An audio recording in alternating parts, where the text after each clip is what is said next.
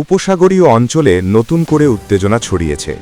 ইরানের Islamic revolutionary guard কর বা আইআরজিসি হুঁশিয়ারি দিয়েছে, যে কোনো দেশ যদি ইরানের শত্রুদের সহায়তা করে তাহলে সেই দেশ ক্ষেপণাস্ত্র হামলার লক্ষ্যবস্তু হতে পারে। আন্তর্জাতিক সংবাদমাধ্যম সিএনএন জানায়, ইরানের এক শীর্ষ কমান্ডার বলেছেন, এ ধরনের সহায়তা চলতে থাকলে সংশ্লিষ্ট দেশের তেল উৎপাদন ব্যবস্থা ধ্বংস হয়ে যেতে পারে।